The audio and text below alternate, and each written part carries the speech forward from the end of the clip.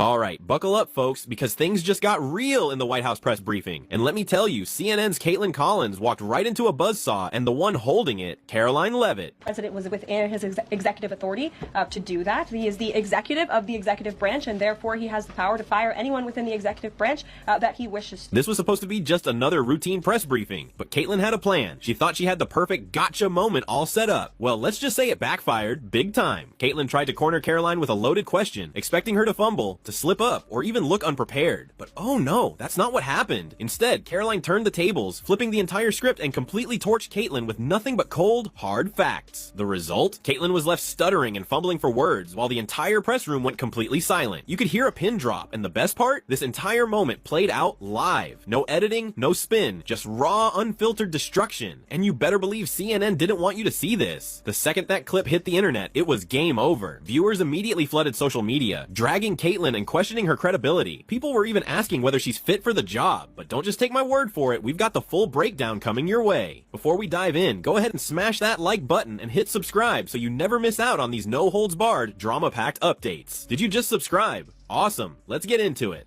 One, on the freeze in federal funding, who advised the president on the legality of telling government agencies that they don't have to spend money that was already appropriated by Congress? Well, as the OMB memo states, this is certainly within the confines of the law. So White House counsel's office believes that this is within the president's power to do it, and therefore he's doing it. Okay, so they disagree with lawmakers who say that they don't have the power to freeze this funding. Again, I would point you to the language in the memo that clearly states this is within the law. And all that happened on Friday night. The administration fired several inspectors general without giving Congress the 30-day legally required notification that they were being fired. I think only 2 were left at DHS and the DOJ. And then yesterday we saw several prosecutors, I believe 12, fired from the Justice Department who worked on the investigations into the president. As you know, they are career prosecutors, therefore they are afforded civil service protections. How is the administration deciding which laws to follow and which ones to ignore? Let's set the scene. Kaitlan Collins, who somehow still thinks she can go toe-to-toe with conservatives, thought she had the upper hand here. She thought she could trap Karoline Leavitt with some smug, prescripted attack. Well, folks, huge mistake. Karoline didn't even blink. She didn't flinch. Instead, she shut Kaitlan down instantly, hitting her with a series of unshakable facts that Kaitlan couldn't even begin to counter. Boom. Kaitlan Collins was left sputtering, trying to save face, but the damage was done.